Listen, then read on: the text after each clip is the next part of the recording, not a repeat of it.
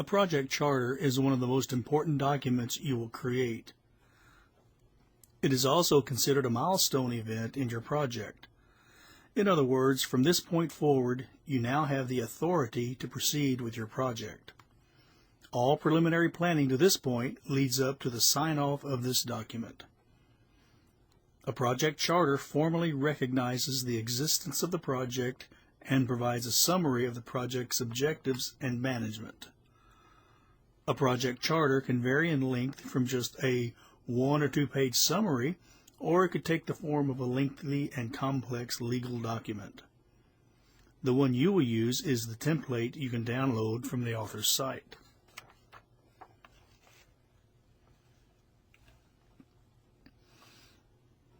Now, this charter is not the Magna Carta, but it is an important document that influential people sign off on. Our project charter describes the project in enough detail so that the persons responsible for giving the company's official approval have enough information to authorize the project.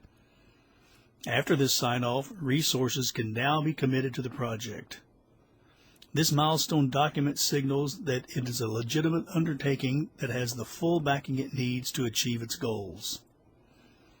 Many of these will be taken from the business case that you previously created. Let's look at each individual component of the project's charter.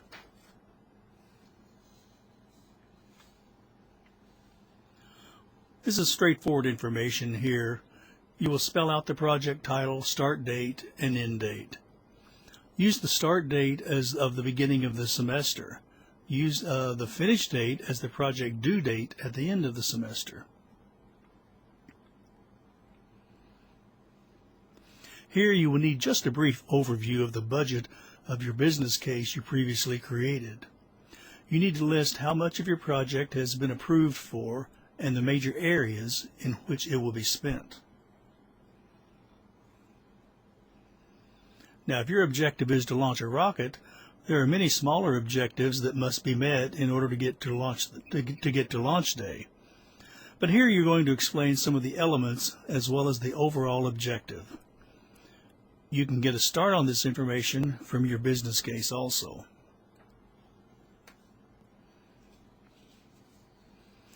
The approach is where you explain the work that will be done on the project.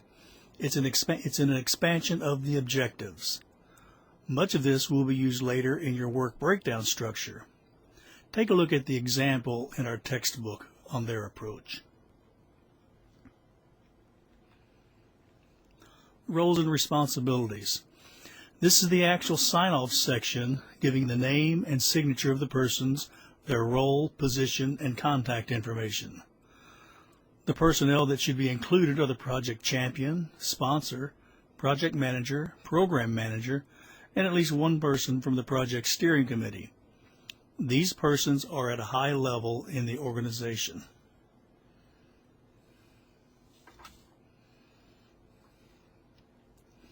In the comments section, let's say if you were an astronaut ready to be shot out into outer space, you might have a comment or two about the project. Now, you might agree to the concept of space travel, but you just might have a question or two.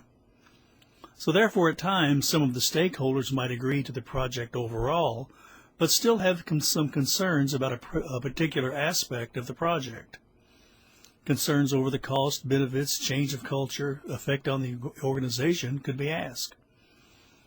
The comment could be either at a high level or at a particular detail about the project.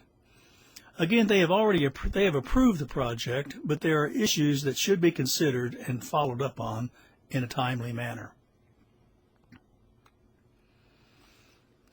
In some closing thoughts, another major reason for a project charter is that it reduces the chance of failure.